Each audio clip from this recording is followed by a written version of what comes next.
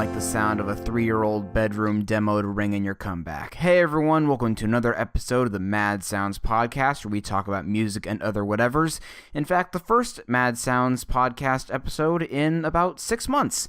I strongly recommend listening to the little update I put on this feed a few days ago. Apologies for that initial upload where I accidentally put up the raw audio file of the recording, which was 25 minutes instead of 5 minutes. It should hopefully be okay then if you accidentally got that initial one. Anyway, that update really explains what I've been up to as far as my own music, among other things, over pretty much the entirety of 2018 up until this point.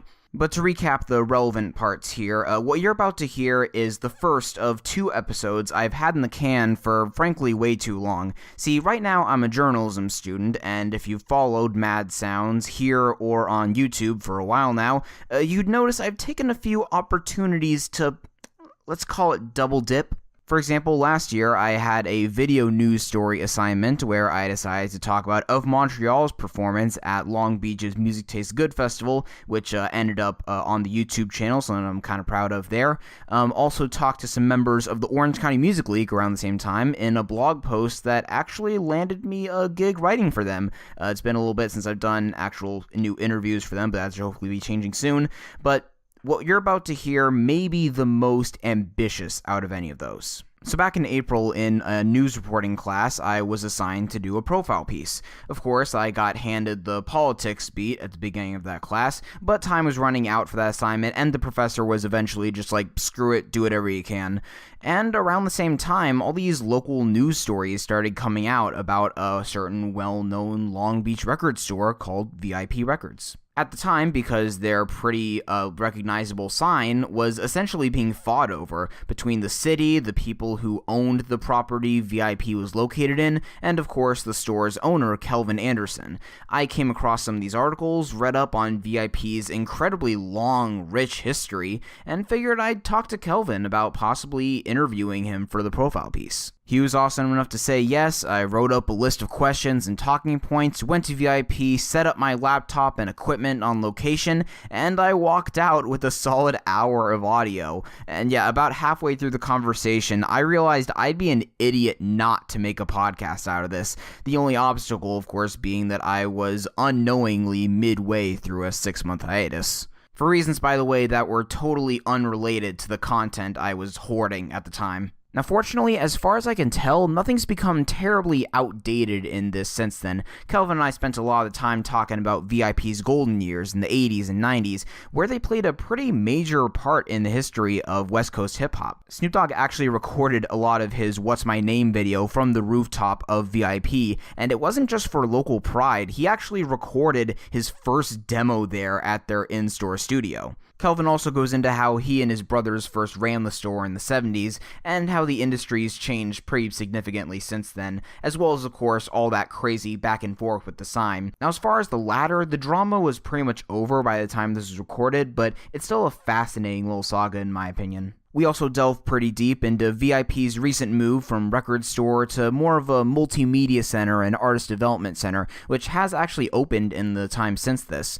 Also, Kelvin may take up the vast majority of this episode, but you can expect a couple other related interviews later on in this little one-off special. We got about 40 years of record store history to cover here, so sit back, feel free to push that old 1.5x button if you're so inclined, and yeah, here's me and Kelvin.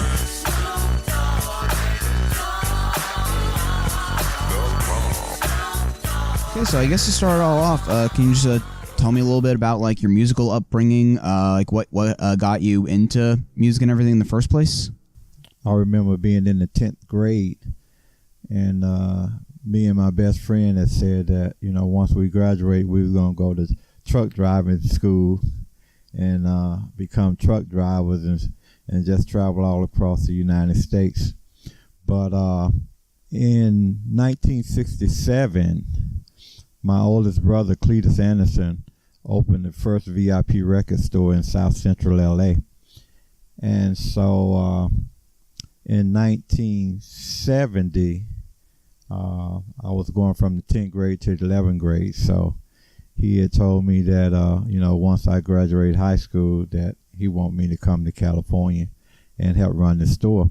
So 2 years later, I graduated May 22nd, 1972. 23rd, I said bye to all of my family and friends. And on the morning of the 24th, I caught a Delta flight from Jackson, Mississippi. We all was born and raised in Brandon, Mississippi, right outside of Jackson. So I caught a flight from Jackson, Mississippi to LAX. And 5 hours after landing, I went to work in the record business, May of 1972. Worked for my brother for 7 years. We just had one store when I came in 72, but when I came out, my oldest brother, then my second brother David, and my third brother Glenn was all a part of running this one store. So my brother decided to open another store. So we opened a store on Vernon and Figueroa near the Coliseum area downtown. We opened a store in Pasadena. We opened one on Manchester and Vermont. So we started opening up several stores. Wait, so it's like how many stores were around like at the store's peak? At the peak, we had like 14 locations. Wow. And this is just like in just LA all around County. the LA. Wow. Yeah, LA County. You know, even though the Long Beach store is the most famous store, but the best v.i.p. record store ever was on 28th and Crenshaw in West LA. Okay. So like how many people would you have working at these locations? For instance, the Crenshaw store, we had like 2 shifts and probably like 6 people per shift. Like I said, that was the best store ever because, you know, a lot of our customers then was, you know, stars, athletes. It was on Crenshaw Boulevard, which was like one of the main streets in West LA. So it was a great store. And that location is the location that really got us recognized inside of the music industry as a place that sells a lot of music, a place that helped break a lot of acts that wasn't necessarily getting airplay because of in-store playability and stuff. Because at that store we had DJs that's all they did was play music. They didn't have no other job but to sell. So, you know, we played a lot of independent stuff and got a lot of unsigned independent artists notice. Okay. Yeah, and I imagine, you know, because, you know, I've gone to like a bunch of record stores and like, you know, they're always playing some CD over the speakers and stuff like that. But I imagine if someone has that as their sole job, they're going to put a lot of thought into that. Exactly. So, you know, for instance, if you came in my store, there's 2 ways of doing that. If you came in the store and bought 2 CDs, that gave me an idea of what you like within the 2 CDs that you bought. So I just had to play something along that line. So, you know, and we were real good at that. And once we sell you one thing, we just go to the next. So one of the things my brother always taught us is that if you bought 2 CDs, I should be able to sell you one, because in what you bought, let me know what direction that your music is going. So sort of along those lines of being like, you know, that role of being like a tastemaker. So was there like a record store when you were growing up that really helped turn you on to new stuff? Or like what kind of put that idea in your head when you were getting into the record store business? Well, it was just like I said, I worked for my brother for 7 years, and my first job at the store was mopping and stocking. So, I mean, he taught me every step of the business, from all the way from the mop bucket all the way up to being the general manager of 14 locations. Well, one of the things that he also taught me was that I had to be aware of what's played on radio. So I would make sure I got all of the stations' playlists, whether it was the gospel station, the jazz station, you know, the R&B station, because most people that came into the store knew what they wanted, but they didn't know the artist name or the name of the record. So a lot of time they was humming, coming up with a couple of words. So I got to figure it out. And this is the pre-Shazam era. Exactly. So, you know, we were expert at, you know, you could come in and hum a couple of notes and we'll tell you what you're looking for. Wow. And also my brother developed a unique selling tool that we use all the way from the 8-track tape all the way up to the CD, whereas we would take a radio station's playlist, and we would chop up 10 to 15 seconds of every song in the top 40. And so now, once you come in and make your purchase of what you came for, then we would turn that on, and it would just go song after song, and then people would be up like, oh, wow, that one. Yeah, that one. It was like... That's kind of genius. I'm telling you, that was our number one. That was our sixth man, you know. That was our sixth man, and it did a lot. You know, it's just so many memorable moments of people coming in and really spending way over their limit. And they would say stuff like, you know, let me know when you were working, because I'm never coming in here when you were at work. But when they come in, that would be the first thing they would ask for. What's that guy at that sold me all that music? So. Yeah, and that whole strategy was like, that wasn't like something that was like the norm at the time. That was just something you guys came up with. Yeah, that was, nobody was doing stuff like that. I mean, we were, and then also we had probably the best prices, because my brother's concept of selling was that he wanted to make a little money from a lot of people instead of a lot of money from a few. Good strategy. So what happened was that, you know, it just got to be in the streets that, you know, back in the 70s, you know, this guy got 45s for 49 cents and stuff, where it was, you know, almost $1 at most record stores. So that was his concept, was that, you know, within selling stuff cheap, then the streets become the people that market you the best. Was there like one store in particular where you felt like you had like your specialty in? Was it the one here, or did like that focus? Because you said you were the manager of all of them, right? Yeah, general manager. So I kind of was there like one you spend the most time at, or? I would say during the best days, I spent a lot of time at the Crenshaw store, because that was the store where most of the action was having. You know, most of the sales was coming from that store. You know, we had high-end customers like, I remember Red Fox used to come to the store. Barry White used to come to the store. All of the Soul Train dancers back in the day used to come to that store. Stevie Wonder. And we used to have a lot of in-stores with, you know, top name performances. Actually, just signings. Oh, okay. Release parties, autograph signings. And the Crenshaw store was the first store that we had billboards on the outside. So you know how the record billboards was around Tower Records? Well, we had them around that store, which was very visible from a long ways down the street. So this running, you know, this place for a few decades now, have you found your role in the area sort of changing over the years? Well, I mean, you know, it's all about, well, I mean, of course, the internet, you know, basically killed the physical sale of music, because, you know, I talk to young people today and they like, you know, buy music. What you talking about? Music is free.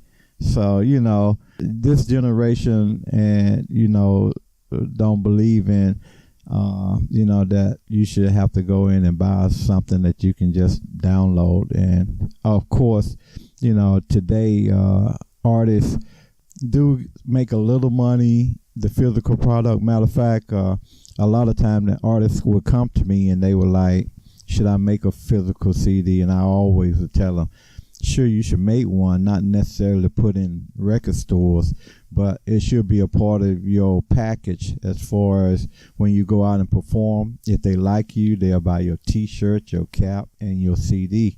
On your website, it should be available that you can actually buy the physical CD also. So there's still a place for the physical product, and it should be something that anyone that releases a project should still make, but not to you know, put in stores, because it always come down to marketing and promoting. And the average store now, well, it's not really that many record stores anyway, but it's just not something that you would want to depend on a record store on it to do. Sure. Now, here for me in Long Beach, I do support independent artists that, you know, that's homegrown, that grew up around here, artists that I've had a relationship with, you know, for many years. So I do promote and push independent projects. I'm kind of jumping around a little bit because you've covered a lot of ground with that answer.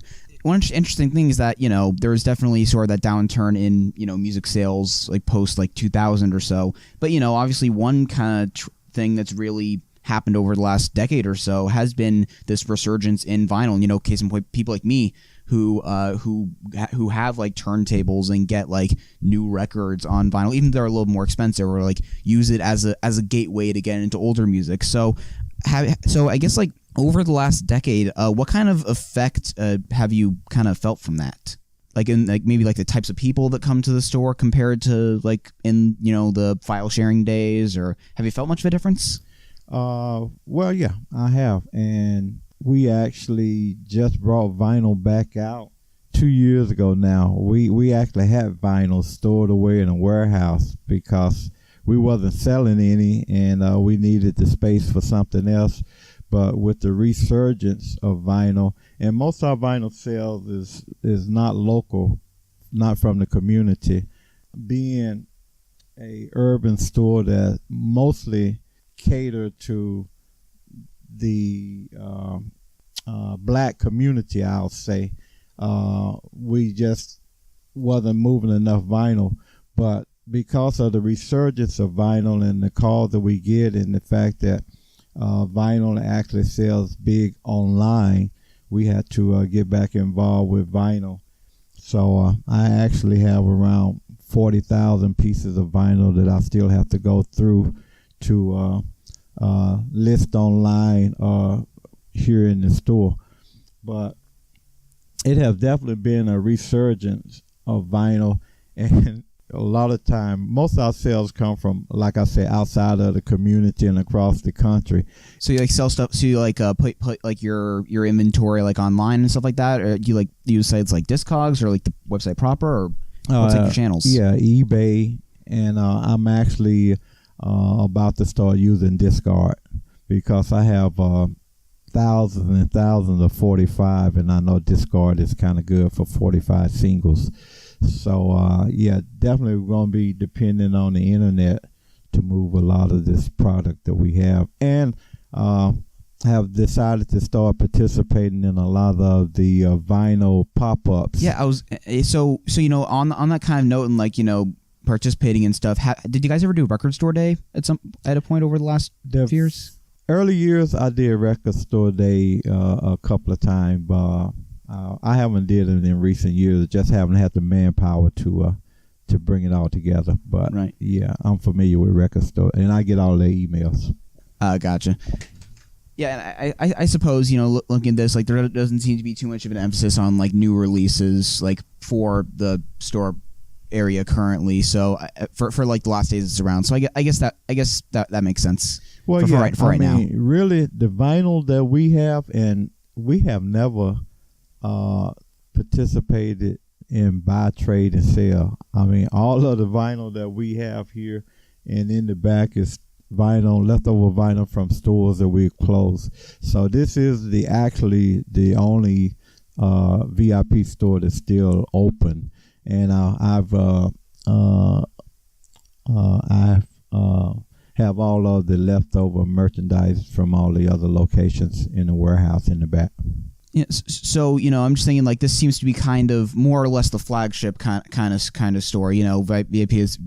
seems to be, from what I've seen, very very much associated with Long Beach, which I was actually a little bit surprised you were mentioning like all these different locations all across the county. So what do you think made even though the Long Beach location wasn't the first one, what do you think like made it like the primary one in a lot of people's minds? Was like the community, or like what you're doing at this one? Or? Yeah, what happened with that is that back during the years that I was working for my brother, he got involved in artist development, and he actually started going to the studios and recording people. He actually recorded the first ever Ice-T record. So Ice-T got his music career started with my brother Cletus.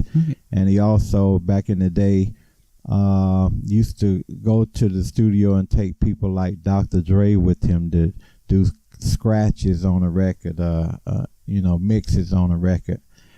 He also worked with Jimmy Jam and Terry Lewis when they first came out from Indianapolis when they first moved here. So I saw the things that he had did back in the day with working with artists. So, and we actually opened the Long Beach location June of 1978, and 6 months later, January of '79, I bought it from him. So that's when I actually became a store owner in January of '79. So I always had that in the back of my mind about, getting into that side of the business. I always wanted my own record label and stuff like that. So in the early 90s, after I saw the success of NWA in Compton, and then the next thing I saw was the big movement in the Bay Area with Too Short and E40 and those guys. That's when I decided that, I wanted, and I had a storage room in the back of the store that I wasn't doing anything with. So that's when I decided that, I'd like to try to open a studio up. So I got with a young man named Sir Jinx, who is related to Dr. Dre. He told me that he heard that I wanted to open a recording studio, and that he could help me. And he told me, he said, just a few pieces equipment that you need to buy to make this happen. So he actually took me to Dr. Dre's house, and he showed me this SP 1200 drum machine, and he said, this right here is virtually a recording studio. So if you buy that, get a keyboard, a few other pieces, that we could open a studio. So we left Dr. Dre's house, and I went to the Guitar Center and spent $2,500 for this drum machine and gave it to him. So after 3 months, he came back to me and said, okay, I'm ready. And so that's when I set up the makeshift studio in the back of v.i.p. Records. And there is where we recorded the 213 demo, which is Warren G, Snoop Dogg, and Nate Dogg. And it's the demo that really launched all of their careers and stuff. Yeah, so that you kind of just answer my next couple in that. So I appreciate the efficiency here. So you're mentioning Snoop Dogg there, and obviously that's kind of the first artist a lot of people think of it as far as like artists with connections to directly to this place. Obviously there's the What's My Name video that really featured that sign. So what did you see really change? I imagine you got quite the promo boost thanks to that video. Did you see, so beyond that, like, did you see much of a change in like the types of people that would come in, or just like general customer sizes? I'm trying to think of a better way to word that. Well, you know what I mean? After the success of the video, our customer reach really expanded, because we were getting a lot of sales from outside of the community and across the country. Like I said, overseas sales really picked up, especially the Japanese market did great, and they would come, and because of the Snoop Dogg product success, they were like, you got any other artists like that, from Long Beach that, that we need to know about. So it was, from that, we were able to market and promote a lot of other artists that was coming up from, Long Beach and the surrounding communities, because of the success of the video that was, the video and the album and CD sales from the Snoop Dogg project. Okay.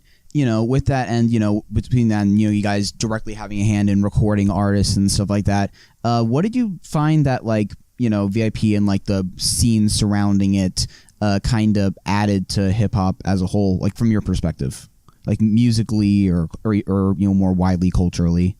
It showed that it showed a lot of young people that that this is something that they can actually have a career in, and something that prior to that, the streets was ruling, and it's a lot of kids that switched over from selling drugs to actually doing music, from robbing and stealing, and gang banging, that the music was able to change the direction of their life. And I know personally, I personally feel that there's a lot of kids that have came through VIP. Life would have definitely turned out different if I hadn't had that avenue for them to come in and work on skills of becoming a DJ or producer or rapper, singer, or dancer, even a comedian. So, we had it all back during that time. Yeah, and so, we were talking earlier about like the changes that naturally happen in the music industry, which naturally a very volatile industry, just based on formats and genres and stuff like that. But even beyond like the downturn in music sales and stuff like that, like pre 2000, like what were like some of like the some of the changes and trends and stuff like that were the most interesting process to adapt to? Well, let me tell you, when I first got in the music business, and see, it's always has been and will be the competition for the entertainment dollar. Yeah. Now, when I first started in the music business, a record store's competition was the movie theater, the nightclub, maybe house parties, because on a Friday you did one of those things. You went to the movies, to the nightclub, it was a house party, or you bought music and stayed at home. But the first big thing that I saw that happened that kind of changed was the addition of VHS and stuff. People started, renting movies. The next big thing that affected the music industry was games, Nintendos. I remember that, every year, we sold a lot of music during the Christmas holidays. Well, when games came like Nintendo, people that would have normally bought an album was buying games. And every time a new format would come out, the competition for the entertainment dollar would grow. So it just really kind of, it really, every year you could see the demise of physical music sale because the kids wanted something else that was new. They didn't want no music. Right. So that change naturally happens, like whether or not, like obviously, music effectively being free changes would change it even more. But even then, before that, there were things that would compromise the sales a little bit, especially something like games that gives you a lot more hours than 45-minute record. I'm sure. Right. That's true. And like I say, it took a major effect on. It's just like even like jumping to today, record sales. I can tell that there were a lot of people this past Christmas got a turntable for Christmas, because after that it was a boost in vinyl sales and stuff. I said, "Oh, you must have got a record player for Christmas," and they laughed and said, "Yeah, my friend surprised me," and blah blah this and that. So that definitely have a positive effect or a negative effect in what you're doing. But yeah. And again, kind of on that same note of like how things have changed over years, how have you, like, between when you first took over and, I'm trying to think of the best way to word this, like over the years and stuff like that, have you felt your role in the area change, like personally? Well, yeah. As far as like how you like interact with people and stuff like that. Yeah, I mean, it's not my role today is not as important as it was, I would say 80s, 90s, 2000, because we were more of a source location that people came to fulfill the need, their musical need, come to get information. Now, it's like all of that stuff is available online now. A question that someone would call to ask me, they just Google it and can pretty much find it out. So the the need for the service that we offer is totally diminished, over the years. So even here today, we, as far as the young people, we actually sell more T-shirts and caps, and anything other than music here today. So probably the vinyl sales still do okay, just because that's something that people like to collect. It's more of a novelty, something that someone just want to have, more so than something that they want to listen to it, in their car every day or something like that. Yeah. So kind of, moving ahead to, the stuff that's been going on more recently, during those efforts over the past year or so to keep the sign up, all that whole situation that happened, which is, I believe riddled now, like you guys have it, but you're trying to restore it. Right. Okay. The situation with the sign was in the end of 2015, I decided to just, move into another area that, that I've been planning on moving into, which is more of the garment side of the business, open a store that mostly feature, T-shirt, caps, hoodies, possibly bring in some tennis shoes or something like that. So I had decided to close the store, and I actually had put the sign for sale up on eBay. I was asked by the city councilman, had asked me if I would have a problem with the city owning the sign, because the city wanted the sign to stay there, or at best, they didn't want it to leave Long Beach. So I thought about it for a little while, and I didn't really have a problem with it staying there. I know that the sign had a huge monetary value to me, so I would, so I took it under consideration. But the negotiation for that, the purchase of the sign, never happened. And during the time, which was the entire year of 2016, that this was taking place, I changed my mind about selling the sign, and I decided that I wanted to open a Black Music Museum, and if I were able to do that, I would want the sign to anchor the museum. So that's when I changed my mind about selling the sign. So in the negotiation of that with the city, that's when we decided to make the sign a historical landmark.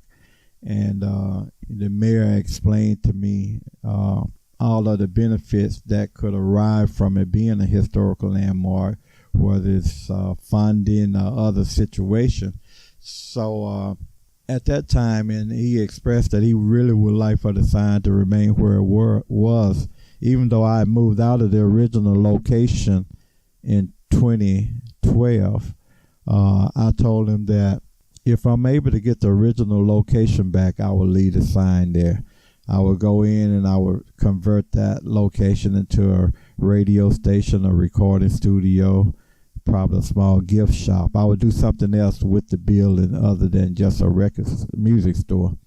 So I told him that if I'm able to get that, then I will leave it, restore the sign and bring it back there.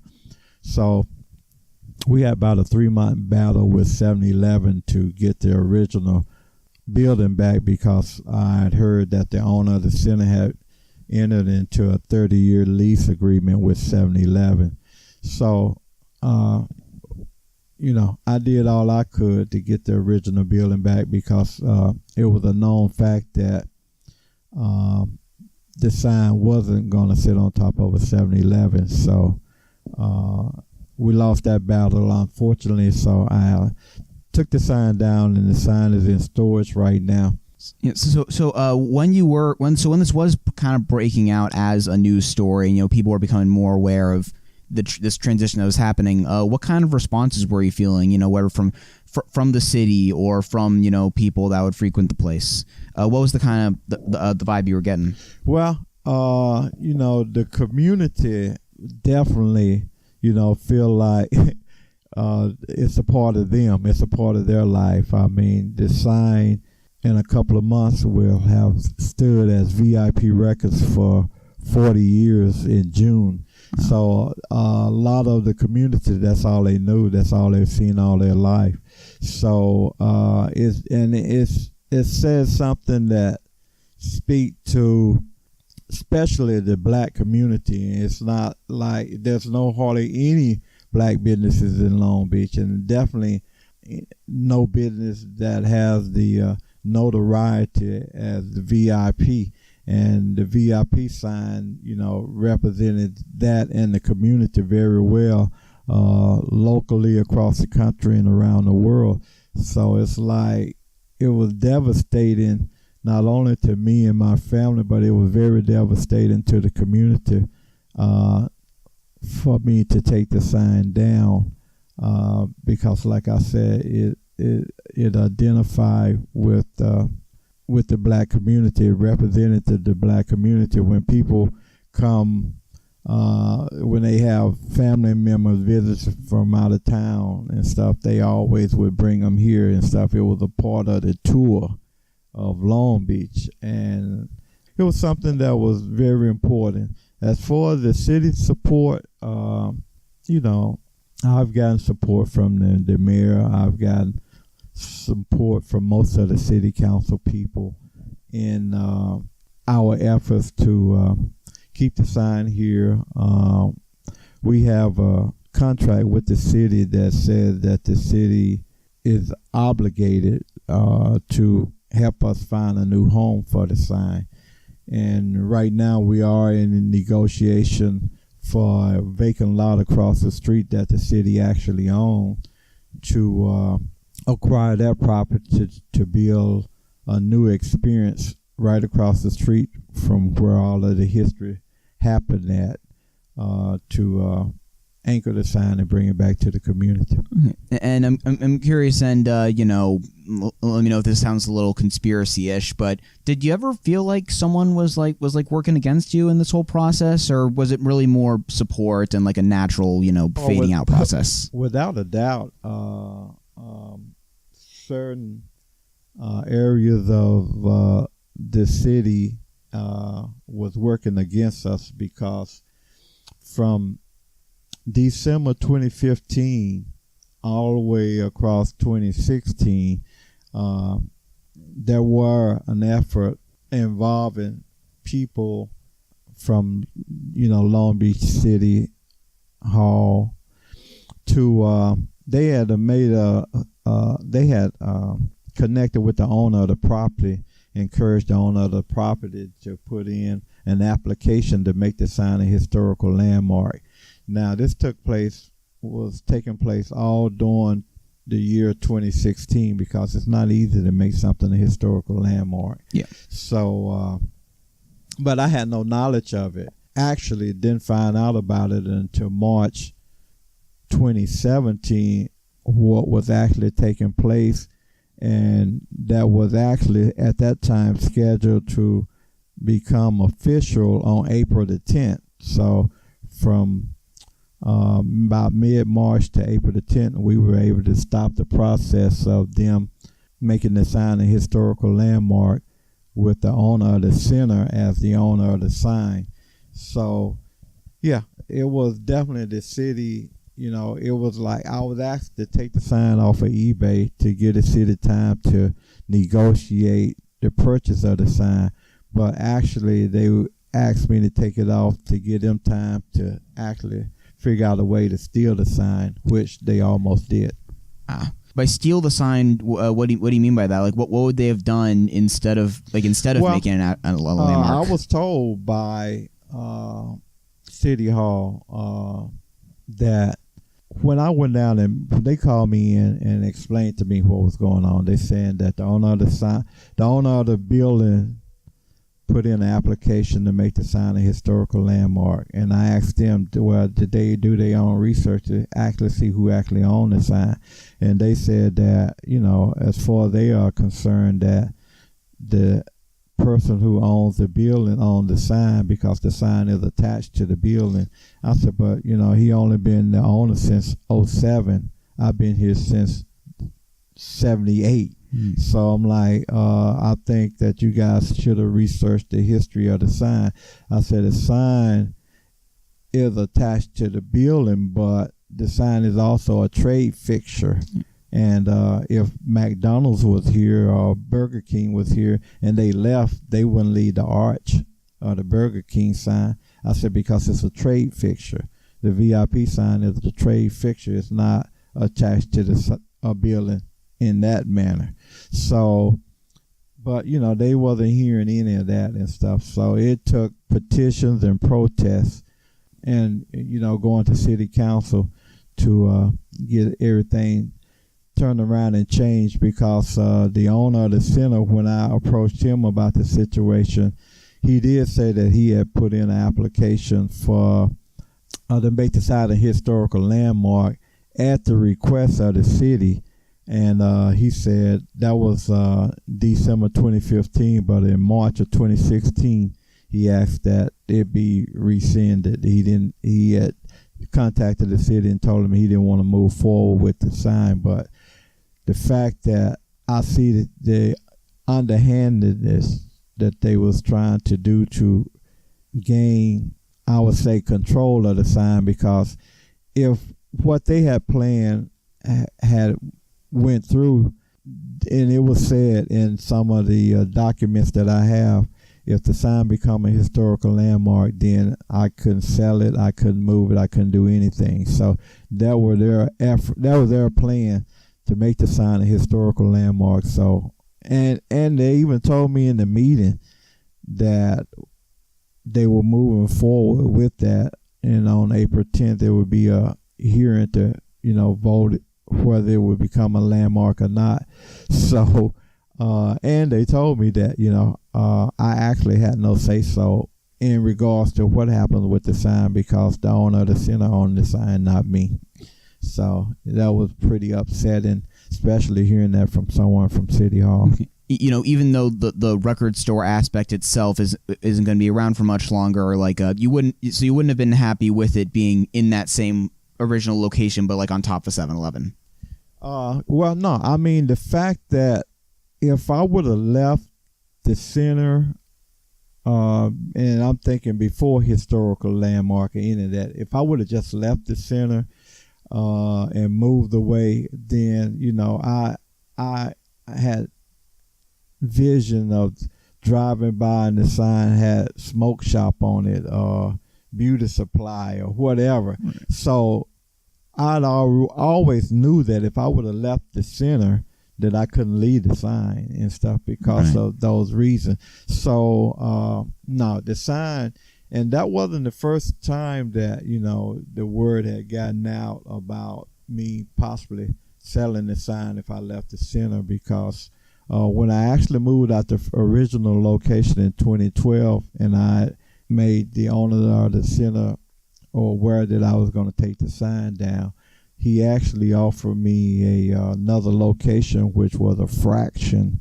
of what I was paying to be in the original location, to give me time to work something else out. So I've actually tried to close about 3 times unsuccessfully, but now we have gotten to this point, and the sign is now an official historical landmark, and we are today searching for a new home for it still. Yeah. So how much? So kind of moving into now, how much longer do you see this room we're in being the way it is before you make that full transition into this multimedia center? Well, actually, I would say by the end of April, we should have at the new location on Long Beach Boulevard, we should have the radio station up and running. We should have the gift shop should be up and going. The multimedia center should be functioning. So I'm saying probably by June, either I'll be out of here or we will transform this location into maybe a place where we will be setting up shop to do printing T-shirts. So you're talking more of a kind of practical like production kind of space. I would say anything more of else. a production kind of space and stuff. Okay. Yeah. So we're still meeting on ideas for this particular location, whether to keep it, whether not to keep it. I think, and we will know by the end of April whether or not we will be able to get the lot across the street, and that means a lot also. So if we're able to get the property across the street, we probably won't keep this location. Okay. You're saying that, this is just like the records and CDs you have left to this point. Do you see there being like a record store aspect to this new area that you're moving into? What we're going to have, not as we are today, what our plan to moving forward is to still support the local independent artists. So you would be able to come and get their music. See, that's what I was going to ask, like what from the original v.i.p you would want to carry over into this new venture in the future. And because most of the music that most people are looking for today is no longer available because, the record companies now are definitely not interested in manufacturing CDs. They're not interested in warehousing. They're not interested in shipping and all of that stuff. So the major record company would prefer for you to go to iTunes or whatever digital outlet that they have to get the music because they don't want to do all of the physical stuff. So most of the music that people are looking for now is no longer available anyway. So it won't be much of a loss. The fact that we know that the industry for the past 10, 15 years have basically depended on big box stores like Walmart, Target, Best Buy to move the physical product. And now the fact that Walmart. Did you hear that Best Buy is going to stop selling CDs? Exactly. Actually, Yeah. Best Buy is going to stop selling. Walmart has been threatening to stop sell, even though Walmart still have a few CDs, but it's like one rack. Yeah, and also they do that really stupid thing where they take out all the bad words. Oh yeah, Walmart have always. It's like I get why, but always, and they stuck to it, and for many years they were the leading chain of selling recorded music. So, but none of my customers, they just wasn't having it. So they wanted, the way it was recorded. Yeah, exactly. Because I feel like when you do go around to a place like this, it's like the most like corporate I'll get is Barnes and Noble. But even then, I feel kind of scuzzy when I'm picking up a record from there. It's like, damn, it's an exclusive print. I got it. It's done a nice color. Damn. It's fine. I'll spend twice as much for next time I go to lose. but yeah, I totally feel you there. That mentality definitely carries over once you are a customer at a place like this. You feel like that is how you got to do it. Right. So no, moving forward, because at the new center, when we get the recording studio up and running, it's going to be a place where we can find talent, record talent, market, promote, and sell talent from this one area, from this one location. So definitely moving forward, we will be involved in all aspect of, like I say, finding, recording, marketing, promoting, and selling artist talent. Yes, so it's kind of more of like a full package, like local artist development kind of area. Right. Exactly. Yeah, giving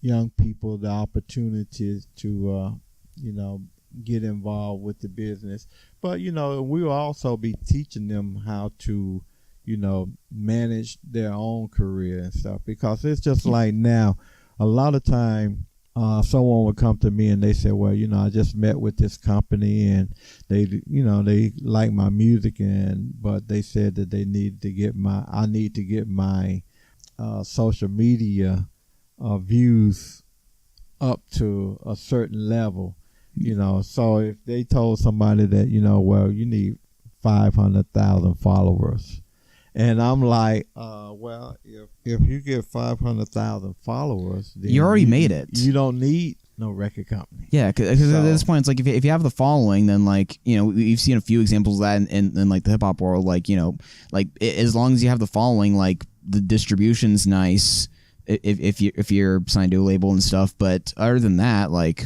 you're still getting by. Right. If you made it big enough on your own. Oh yeah. Right. And you get more of the money from it. Exactly, and I tell them, I believe that I could possibly work out a situation with a pressing plant to package and ship orders out like an Amazon, and because the average pressing plant that makes CDs make a CD full package like $1.25. So if we offer them $2.50, that would be like. So it'll be worth it. So I think moving forward, that situation like that can be worked out. Independent artists that's moving a lot of merchandise. Okay. Yeah, and it's like a couple like other minor questions about that. So like, you said there's going to be like a radio aspect to this place. So where are you going to be broadcasting? Like where it's going to be broadcasting to exactly? It's going to be like over like airways proper, or is it going to get like its own kind of website broadcast? What's the logistics around that? Yeah, I mean, just your basic online radio program like like they have at the college. Yeah, that type of broadcast. Okay, and obviously hip hop's been a pretty major driver of everything over the last few decades, especially in the 90s and stuff. Do you see it being primarily a hip-hop driven thing, or have you thought about like expanding to other genres? Well, without a doubt, it's going to be other genres. It's going to be jazz. It's going to be gospel. It's going to be R&B. It's going to be talk radio. Also, we're going to talk about the issues, and the programming, we haven't gotten it ironed out yet, but it just won't be hip hop, and it won't just be music. I'm curious because over the time we've been talking, I realized about 20 minutes in that this is going to go a lot longer than I expected. It's funny. This is an 800 word feature story. I'm going to be doing a lot of parsing. I'm going to be doing a lot of parsing out for this. Yeah, you'll be able to chop it up to a series. But I realized a little bit in that I could probably just make this an episode of my podcast. And so like you were mentioning like talk radio and stuff like that. Have you thought about like expanding into podcasts, since that's a pretty it's a pretty popular kind of medium related to that? You know what? And I've been told that many times. I just got to get a little more information on.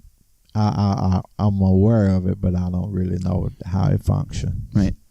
And I guess the last thing I'm curious about, do you closely keep up with a lot of the stuff and what's going on in your genres nowadays, or do you have more people kind of coming to you with like this is someone you got to watch out for and stuff like that?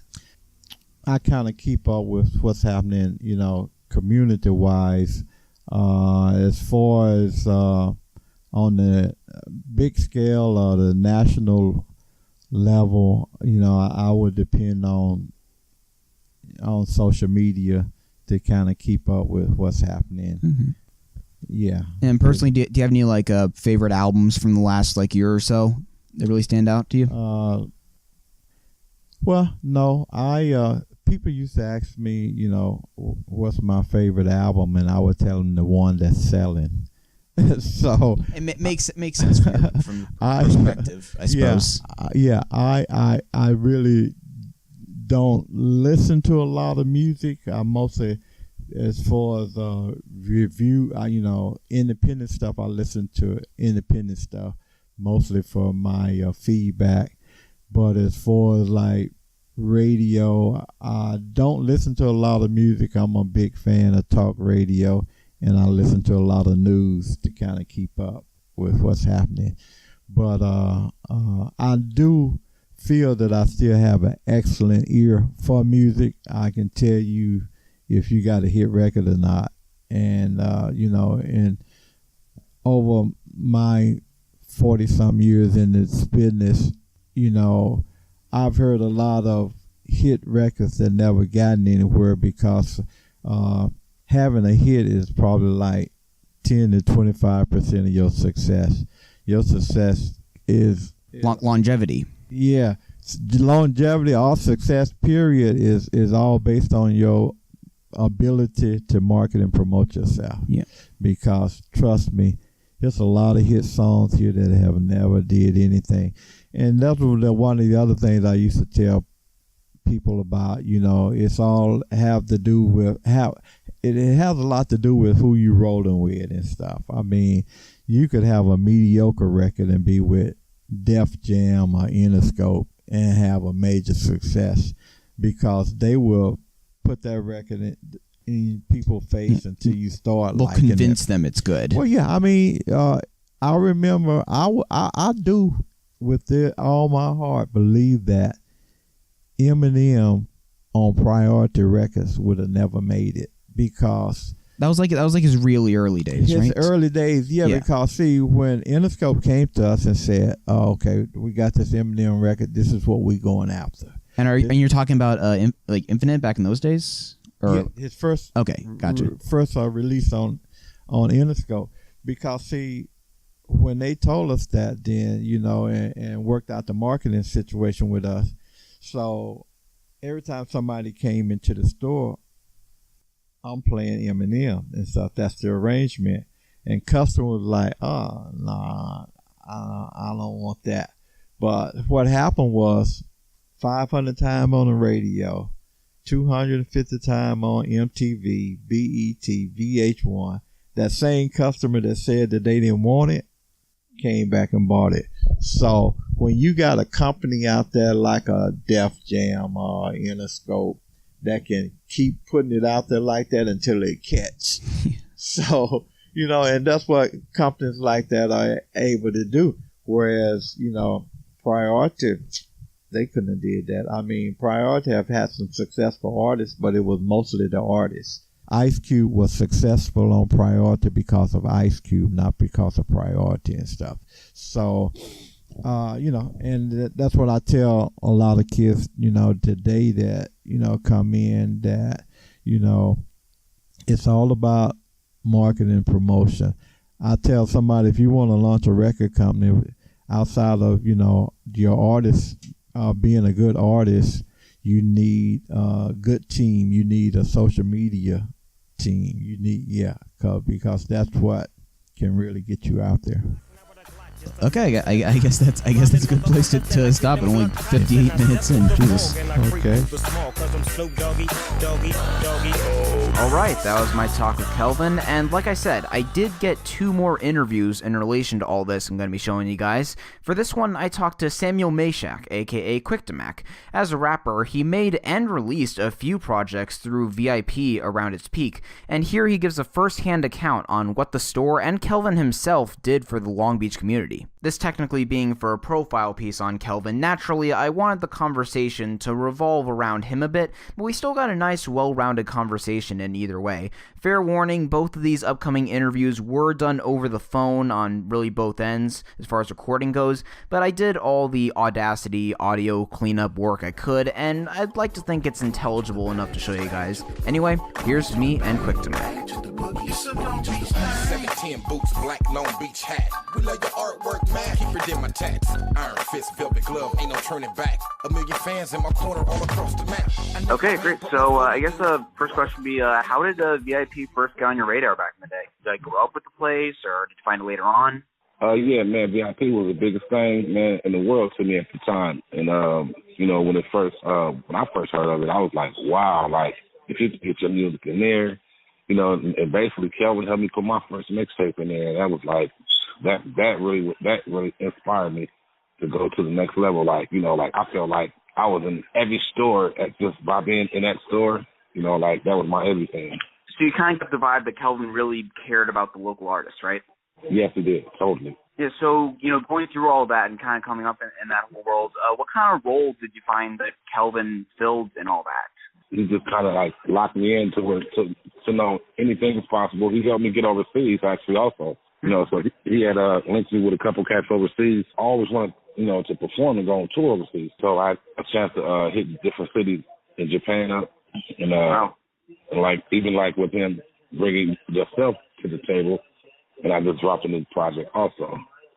So it's like Kelvin played a real big part of my success all the way around, hands down. Okay, yeah, that's cool. So, and are there any like key kind of moments or interactions with him that really stand out in your mind? Oh yeah, man! When I first met Dr. Dre, I had a chance to, like it was through Kelvin.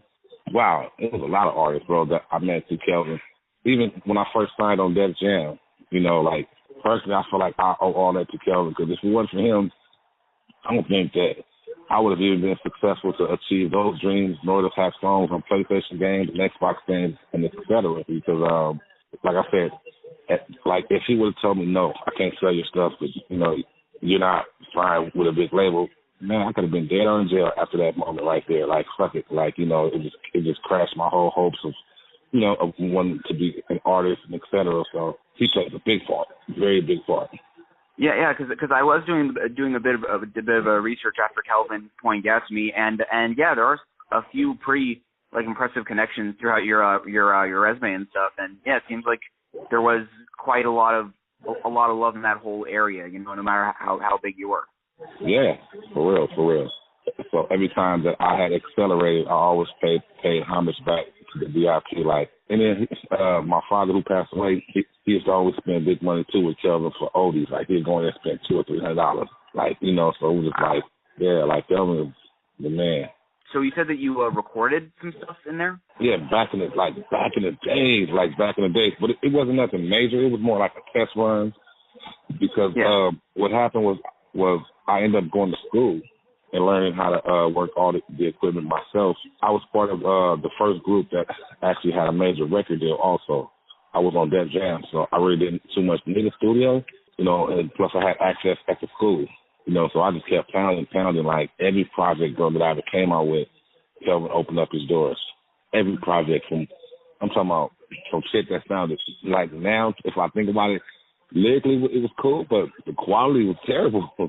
And like people would even give you a chance, like, oh no, man, like what kind of shit is this, Yeah, I'm actually kind of a DIY musician myself, and I totally relate with you on that. But you just gotta, it's every little step, Yeah, totally.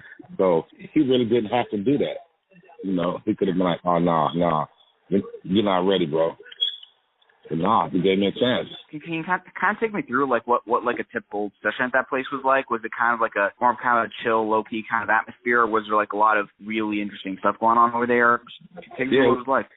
It was a lot of very interesting stuff. I remember seeing Snoop and them recording up in there where I was like, oh, that's that dude that just did deep cover, or just going in there and being able to buy records, and also you can hear artists in the back, recording, and it's just like, oh, this is it right here. Like it was just like forget any club, forget going to chill with a girl. Like, nigga, I'm at the v.i.p. Like, nigga, like it's going down back here. You know what I'm saying? There was never no violence, nothing like that. You know what I'm saying? Everything was one love and peace. It was more like unity. Even with certain gang bangers, he gave chances to and opened his door to where that allowed the streets to be a lot more safer. You ask me, because they had somewhere to come to, somewhere to be mentored, and, like people that didn't have parents knew that they could come up to the v.i.p. And Kelvin was like a father figure, to a lot of street people, not just myself, to where they felt loved. And if they wasn't loved at home, they knew that they could go to the v.i.p. and get that love. He was opening up and giving people jobs. It was just, so when it crashed down, it was really like a real sad thing. It was really emotional, real, very sad. So, like, at that time, what would you say that, v.i.p. and, like, that whole scene surrounding it in Long Beach and stuff like that, what would you say that, like, added to hip-hop in the long run? Could be on a pure musical level or more, wide culturally, whatever comes to mind. Culturally, musically, because, like I said, if it wasn't for him, there wouldn't have been no Snoop Dogg and Nate Dogg and Warren G, and being a real father figure to, like I said, to a lot of cats whose fathers were in jail and who didn't have a father figure at home. They know that they can go to the v.i.p. and get that real genuine love, like for real. Like it was just like it was everything. Like it wasn't like a typical store that you can just go into just go in there and be like, do y'all have this project? No, okay, all right, bye.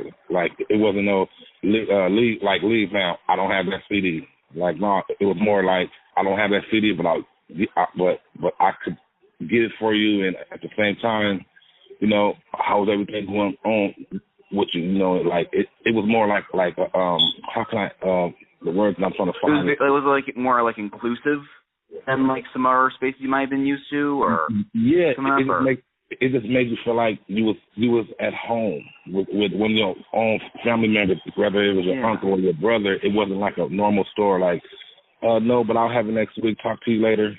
You know, like you just felt warm up in there, like oh man, like yeah. So I just feel like when they tore it down, bro, I feel like the violence had, like the streets violence had went up and everything. So it was more like an entrapment. Like they did that to just mess up, you know, just to corrupt the streets more. Like if the VIP was still open and everything, it wouldn't be so much violence out there. I don't think so. Yeah. So kind of fast forwarding a bit from that. So I'm sure that you've been following the whole situation with, you know, the sign and like whether or not they were going to keep it up there and the change in locations and stuff like that.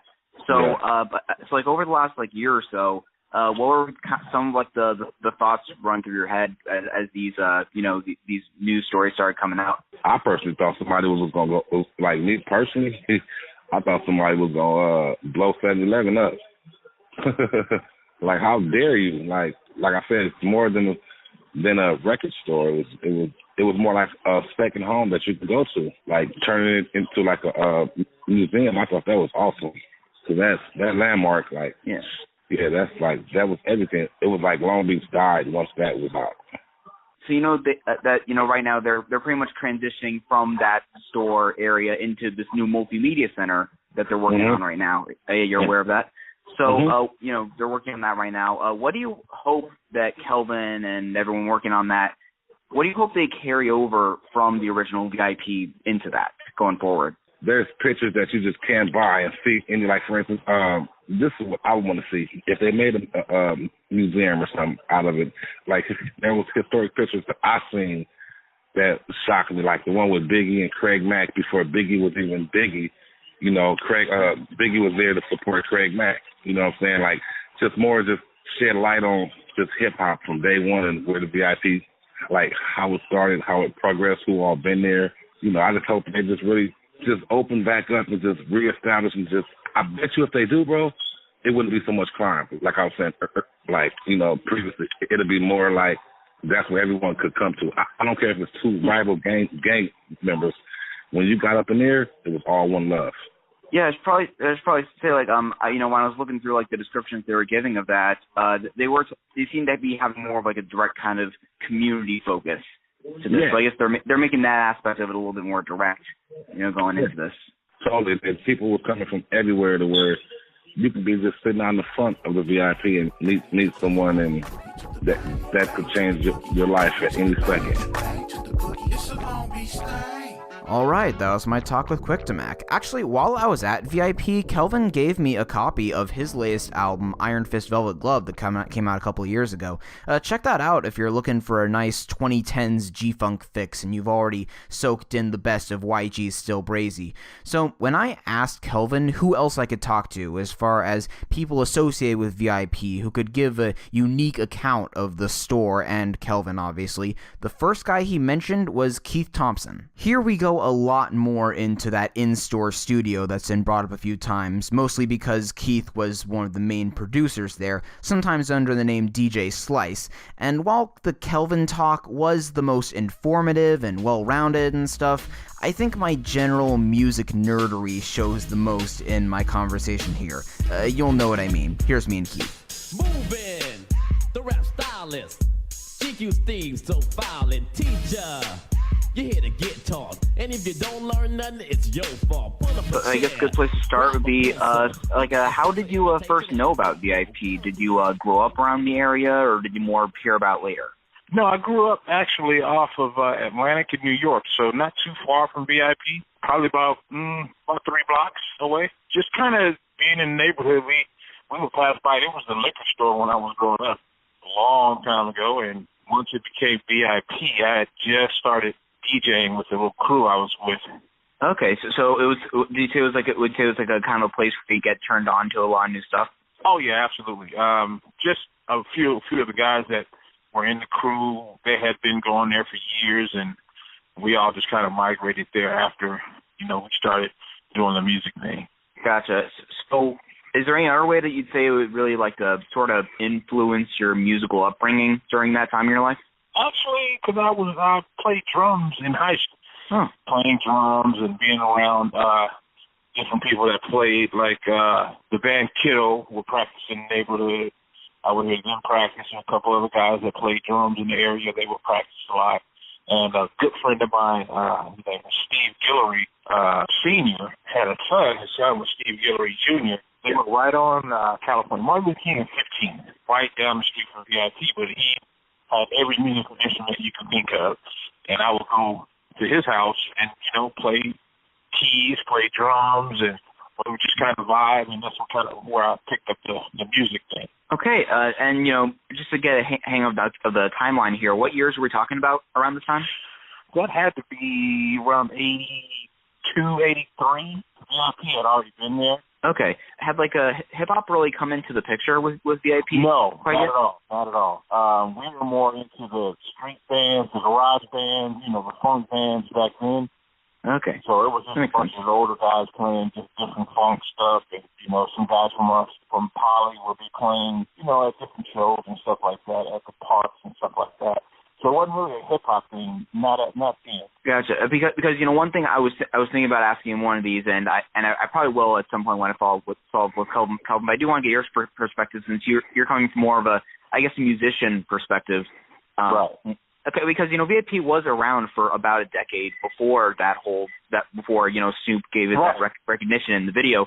So, at what point, from your perspective, did v.i.p. really start to take on that whole style as its bread and butter? I think right before Snoop came out, I was dealing with a young man in radio when I was working at v.i.p. I was doing shows out in Hollywood with this young guy in radio. There was a crew of them. We used to call us the Strong Beach Posse. There was radio, Dark and Lovely, Rockville, and we had dancers, and we did it all. We had like a full-blown, that was like 87, 86, maybe 88, somewhere around there. That's around when we started, getting into the hip-hop scene, and, we were going to Hollywood. We weren't doing too many things in Long Beach because the shows, the showcases, and the talent shows were all in L.A., so we would go to Hollywood and do this thing called the show cups. It's funny. I actually just learned this through talking with Kelvin. There were a few different locations kind of scattered around the county. Were those locations involved much, or was your involvement pretty much just with the Long Beach one? There was stuff everywhere, but the one that kind of put us on the map, as in just being locally known as a Long Beach crew, was the Westcoast Showtime Theater or something. It was a club. And this young guy named Jonathan Scott would rent it out on Friday, Saturday nights and have showcases. And that's where I met Jamie Foxx. Actually, Jamie Foxx kind of fell into our crew and tried to be a part of it. I actually had him talking about that. It was Hollywood. It was West L.A. There was a few places that, people performed and kind of made us was the one in Hollywood. Okay. So how did you get brought on to work at v.i.p.? Just kind of came in from buying records and, asked Kelvin if he had any job openings, and it kind of just fell into my lap, basically. He was like, yeah, come on in, and I can't even remember exactly how it happened, but I started working. I worked there maybe 2 years, and then he made me a manager, and that was it. And then about a year or so after I became a manager is when he bought the drum machine and came through and started showing me how to, do some of the stuff that we were doing. Yeah, that's what I was going to get into, because when I was talking with Kelvin and he was pointing out, he said you did some of the production work at the recording there. So were you there when that element started to really, when that started to get integrated into the whole thing? The production part? Yeah.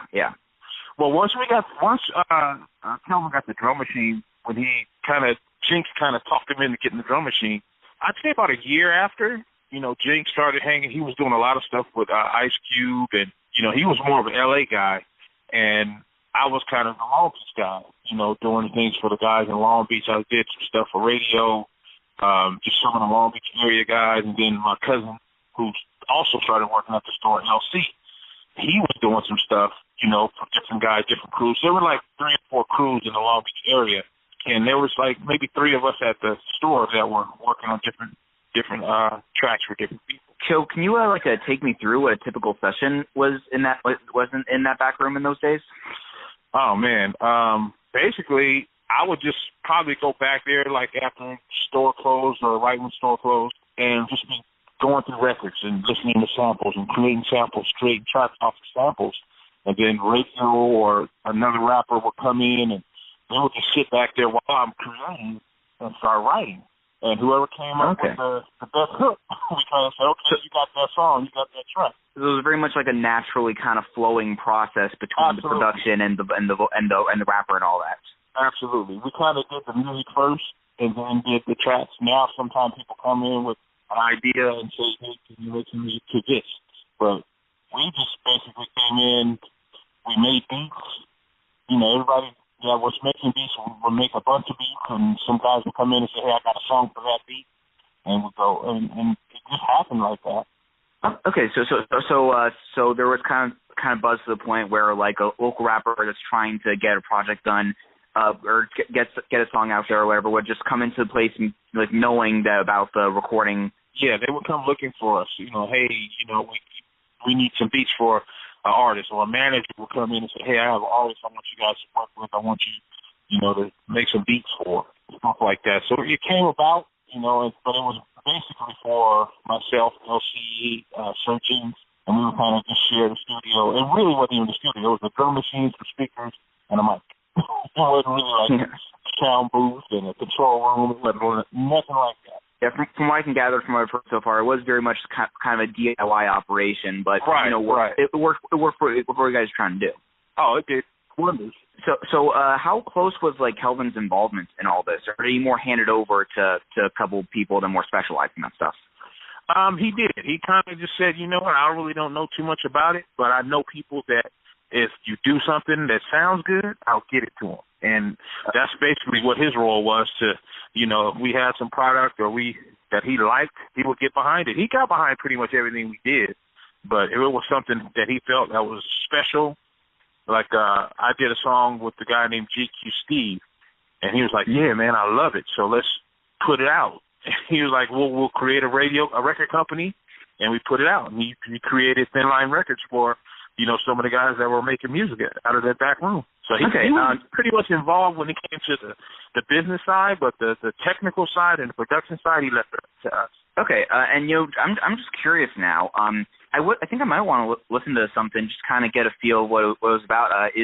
What would you say is like some of the best known tracks or artists to come out of that era? Out of that studio? Is anything you think might still be on, streaming services and stuff like that I can look up? Oh, absolutely. GQ Steve and DJ Slice, Movin' is still, it's all over the place. And we're like, how did that get? I was going to ask, because I did see DJ Slice when I was researching. Like, a few different DJ Slices came up, and I didn't really know which to go with. Slice you would see Thin Line Records. So I really didn't Thin Line Records. Yeah, Thin Line Records. And it was GQ Steve and DJ Slice. Yeah, I'll make sure to look that up. And it was called Movin'. That was the most popular track that we did. Okay, and, when I talked to, Kelvin, and I talked a little bit with Shireen, and, I've heard a lot about v.i.p's, like, cultural impact with the hip-hop that you guys did. But I'm curious, from a producer's point of view, and as kind of a music for myself, what do you think, like, musically and stylistically, that whole scene around v.i.p. in Long Beach, what do you think that really added to hip-hop as a whole? I think it added, it made hip-hop because we were able to go pick through some of the music that people never heard of, never even thought about. I never heard of Johnny Guitar Watson, but I made a song off of something that he did, you know what I mean? And got to meet him actually in the studio before, he passed away a few years ago, but you had like the world at your fingertips at v.i.p. because Kelvin would get music from everywhere and all types of music. So we would be able to go in and say, hey, man, I got a song, an idea, and we can pull from thousands of records what we want to do. or what we were thinking about. So it made hip-hop, it made us be more creative because we didn't have instruments. We had a drum machine, a sampler. So we had to create our music from drum samples, record samples, song samples like that, and make them our own. So it made us much more creative, and I think it made the hip-hop world more creative too. It made hip-hop what it was because of us creating from something that was already created and making it our own. So it made a big impact to me. Yeah, that makes sense, especially, and there might be something kind of fulfilling. If you're building a sound off of samples, like working out of a record store is kind of, I can't think of a better place to have a studio because you not only have a bunch of selections, but you also have like the super obscure stuff that you can kind of twist and warp into basically new subgenres. Exactly. There will be guys come in and, hey man, you got that blues song by Z.Z. Hill, and I'm like, never heard of him, but you listen to his songs. There's some stuff off some Z.Z. Hill that you can sample and take and make another song out of. So it was just having that platform in v.i.p. to be able to go through, like Kelvin, we will get samples of people's records coming from different cities, different states, different, even different countries. And, Kelvin like, hey man, listen to this. This is a guy from Texas. He doesn't have a record deal, but he has some stuff pressed up. Here's what he's doing, and we will listen to it, and we're like, oh man, that's something that we can do, or something that we can take off of and try to help the person, or do whatever we have to do to, try to get the sound out there. But it made a major difference having that record store there. Major difference in the production side. Gotcha. So was the studio part? Did other v.i.p. stores take on that aspect, or was that pretty much just a Long Beach thing? No, it was just Long Beach. It was just Long Beach. Okay. What years would you say would be like the peak of like people coming in to get stuff recorded there? I'd say from 95 to 2000. Easy. Okay. It's a little later than I expected, actually. Yeah. Because the thing is, when the store was downsized, people were still coming in looking for it. I think in like the late 2000, like 2010 maybe, he started. But at least to 2000, I would say people were still kind of, looking for things at v.i.p. But people still would come in and recognize I guess you say the aura, the vibe that v.i.p. had vibe. in the hip-hop community. You know what I mean? Yeah. So were you there when like the studio part of it, closed up shop proper? Was I there? Yes, actually I was there, but like I said, it wasn't really a studio because he actually, after I left, he built an actual studio. Oh, really? In one of the adjacent rental spots. He had a smaller room that he rented. It used to be like a T-shirt shop or something like that. But Kelvin actually rented that room and had it built into a studio. But it didn't really take off too well. It didn't go too well. But he did do an actual studio, not in because the room we were using was actually the gospel side of the record store. Okay, and after he shut down the gospel side, it was just an open room, basically storage room. So we kind of, transformed it into our little studio area. Gotcha. So that's why you did it after it closed, because it's not like it was like a back room. It wasn't like a back room or anything like that. Yeah.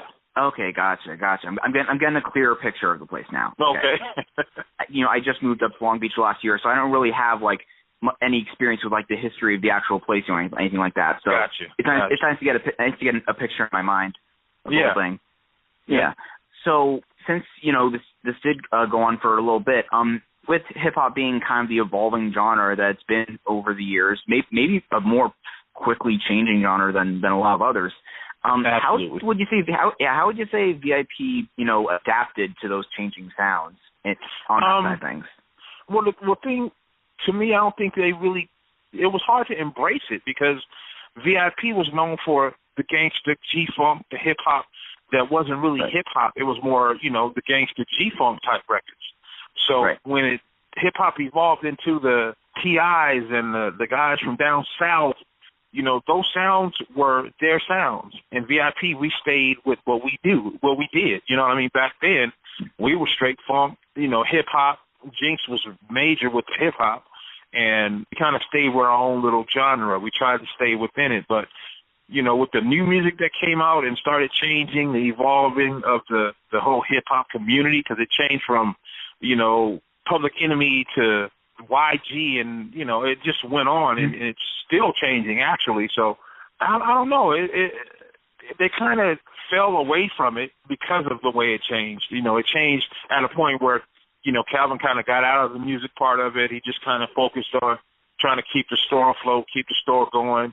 I don't think he really did change with it. He kind of, he had to embrace it because that's what he was selling. But I don't see him changing because we weren't really there anymore. You know what I mean? As in the production side of it. That is something that kind of interests me because when you think like record stores that are still thriving now, you think of like still putting out new releases and all that kind of thing. And right. Still trying to stay with the zeitgeist of the time. So I was right. curious where you guys kind of fell on that.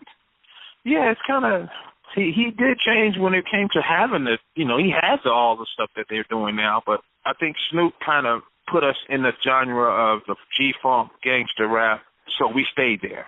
At least I did. I don't really get into the newer stuff. So, and then some of the other guys that I've worked with, they're producing stuff like that. It's just, to me, I was more into the creative side of it, and to me, the music that's out now, if it's 85 beats a minute, that's what it's going to be. There's 19 songs that's 85 beats a minute coming from 19 different rappers that sound exactly the same, and that's to me is not being creative. So. Yeah, I mean, it's definitely a case of know more you have to look, for sure. Yeah. As far as, mainstream versus underground and all that kind of stuff. Absolutely. There's a very sharp divide, from my experience as a listener, for sure, if you got to find the really, challenging or intellectually stimulating stuff, I guess, as pretentious as that might sound. Right, exactly. Yeah, so kind of moving into now, so with this whole situation over the sign and, the changing locations and all that, what was your thought process when that started coming to light? It was kind of frustrating, actually, because the way, people didn't really look at the sign until Kelvin started saying, okay, I want to make sure this sign stays where it is or, a part of v.i.p's, history. And as soon as he said, let's make it a monument, let's make it this, and let's really dig into it and make sure that it stays a part of, the community, then people are like, oh, well, I bought the sign, or not I bought it, but, I own the rights to the sign. I'm selling this, that, and the other with the sign. It's just, it became a headache, really, for Kelvin. That's why Shireen got involved, and she was just like, she's the bulldog. She's the one that nobody could just talk to and say, oh, I got this on the sign or this, that, and the other, and she just kind of made sure that everything stayed v.i.p. So there were like a bunch of people fighting over it. This wasn't just like a Kelvin versus like the building versus like the city kind of thing. There were a bunch of different. No, there was a couple other situations. I'm sure. I don't know exactly, but there was some other entities that were just trying to be a part of it. Once he started trying to make it a little more official. Okay. So I'm sure that you are aware of this, multimedia center that they're working on right now. They're absolutely. I'm a part of that also. Okay. What's your involvement with that? I'm going to be like a technical person. I'm going to hook up the studio. We're actually going to do the radio station studio, and then we're going to do like some production labs where we'll have maybe 5 different little production areas, and I'll be teaching some kids how to produce music, how to create music, how to record music, stuff like that. So, yeah, I'm definitely going to be a part of that. That's something, just because we didn't have things like that back when we were growing up. We didn't have a place to go to learn how to do something that I wanted to do. I had to figure it out, basically. Okay, so you're really hoping to, like, take, that part that you kind of specialized at when you were at v.i.p., with that, with what didn't even have its own room before and kind of expanding that into its own. Absolutely. And there's a lot of kids that want to learn. They want to learn about the production side. And there's going to be a spot where there's people that look for studio time, and we'll have a full-fledged studio where people can come in and do, whatever they need to do. So we're basically going to make it somewhere where people want to be, like v.i.p. was back in the day. Yeah, and when I did ask Kelvin a few questions about it, I asked him if there's going to be kind of a range of genres, since there's going to be more space here, like how wide like the range of genres is going to be, and he brought up that wouldn't be just rappers, but like maybe funk or like or gospel or like other kind of genres that maybe more live instrumentation in there, or like what are the talks right now as far as that whole expansion? I'm thinking we'll touch on every genre. I've told him I want to be a part of everything. If We can do some country western. There's people that I know that are of color that are doing country western. There's people that are doing jazz. There's people doing hip hop, gospel. I mean, I want to touch them all if we can. You know, if somebody comes in, I want to turn them away and say, oh, yeah, we don't do that kind of music. I even have some guys that are doing rock, some Hispanic guys. I was gonna ask, yeah. Yeah, they're doing rock, and they sound good. And it's just, you know, they don't have a platform or a place to do it. So, you know, we're going to build and hopefully give them an opportunity to put their stuff out. So, genres, we'll try to cover them all, hopefully. Awesome. So I suppose, you know, the last thing I'd written down here was just like, you know, what do you hope that you and Kelvin and everyone else, what do you hope to carry on in kind of what it means to the community kind of way? What do you hope to carry over from the original v.i.p. into this new area? I think the sense of family and upbringing, because I became a man working at v.i.p. I had my first child when I was working at v.i.p. So it made us become men. I had to pay bills. I had to, you know, learn how to balance a checkbook. Kelvin taught me all that stuff. You know, he taught me how to make sure, oh, your baby needs diapers. You got to make sure you get over there to do that. You got to make sure you're, you know, dealing with the mom and making, you know, just being a part of the child's life, not just, you know, working at v.i.p., go home. It was like, hey, man, how's you doing? How's your baby doing? What's going on? You know, so I want to take that kind of vibe to the media center, to where kids that may not have a whole lot, may not even have parents that, you know, that are supporting what they do, they have support in us. I work for the school district, so I do a lot with kids.